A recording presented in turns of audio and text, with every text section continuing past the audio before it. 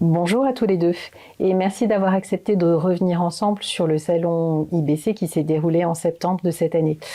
Jean comme Nicolas, vous êtes tous les deux directeurs de projet au sein du pôle média ingénierie et tous les deux responsables de pôle en tant que tel, dans chacun vos domaines d'expertise respectifs. Peut-être Jean, pour commencer, peux-tu te présenter et nous présenter ton univers d'expertise ? D'accord, alors je m'appelle Jean Coteau. Et effectivement, j'ai une double casquette. Je suis directeur de projet chez mon client et pour Consort, sur la partie média, je suis responsable du pôle podcast et validation des produits. Du coup, Nicolas, peux-tu également te présenter, s'il te plaît ?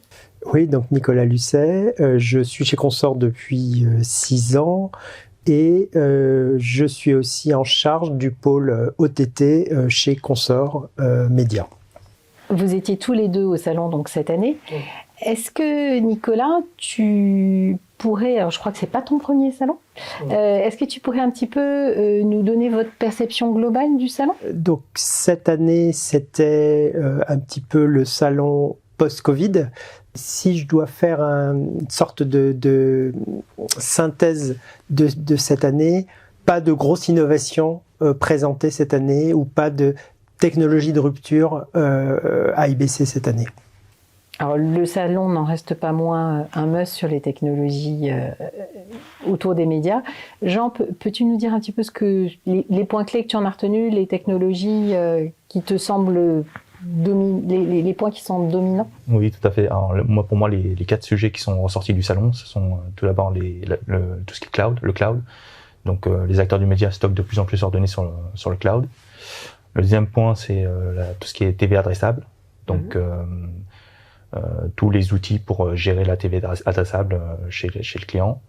Le troisième sujet évoqué qu'on a retrouvé au salon, c'est tout ce qui est agent monitoring.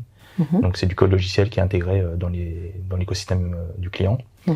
Et le quatrième point, ça va être l'intelligence artificielle. Donc ça, on a de plus en plus d'applications d'intelligence artificielle dans les médias.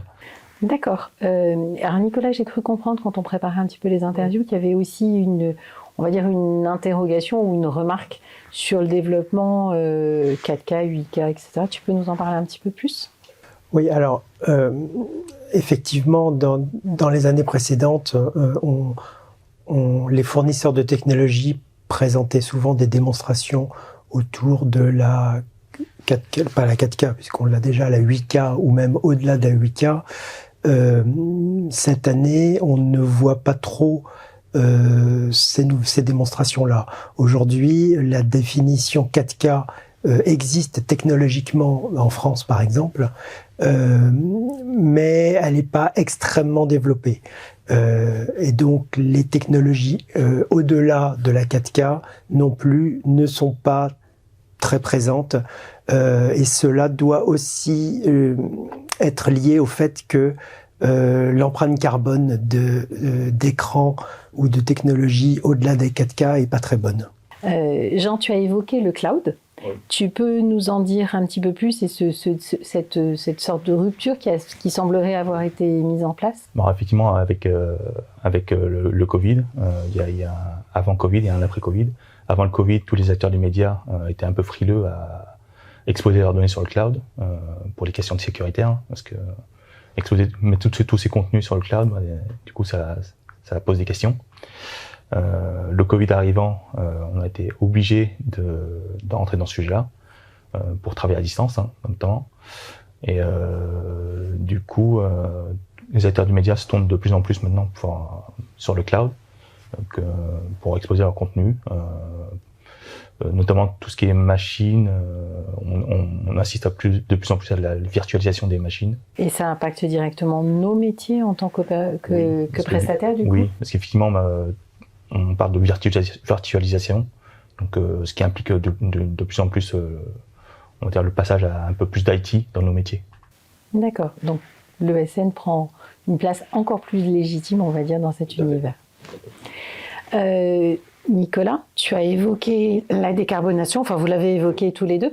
Tu peux nous en parler un petit peu plus, quel niveau de réflexion ou d'avancée réelle autour de ces sujets qui sont quand même très présents dans le grand public et globalement au cœur de nos préoccupations à tous?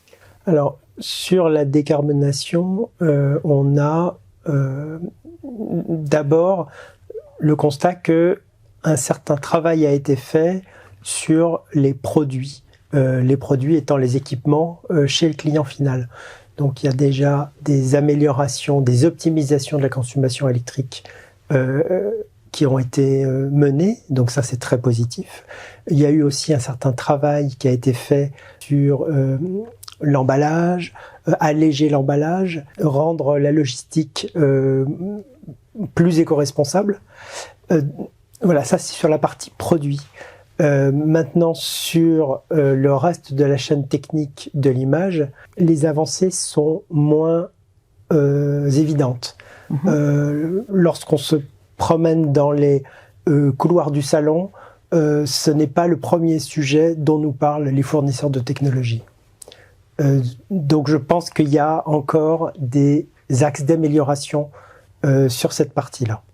Et du côté opérateur, c'est une préoccupation que vous rencontrez, la décarbonation, ou on en est encore au stade de réflexion, où on en est en fait? Alors, comme je le disais tout à l'heure, il y a déjà tout un travail qui a été fait sur les équipements, les produits, pour améliorer le bilan carbone, diminuer la consommation électrique. Sur le reste de l'écosystème, je pense qu'il reste encore beaucoup de choses à faire. Et un autre élément aussi qui serait important, c'est de pouvoir laisser la possibilité au client final de modérer sa consommation vidéo ou de diminuer la définition de ses vidéos. Et ça c'est encore un élément qui n'est pas encore complètement entré chez les opérateurs. D'accord, donc des réflexions à la fois au niveau de comment eux peuvent gérer leur environnement, mais comment ils peuvent donner à l'utilisateur final la possibilité de gérer lui-même aussi son impact carbone. Voilà, c'est ça. D'accord, passionnant tout ça.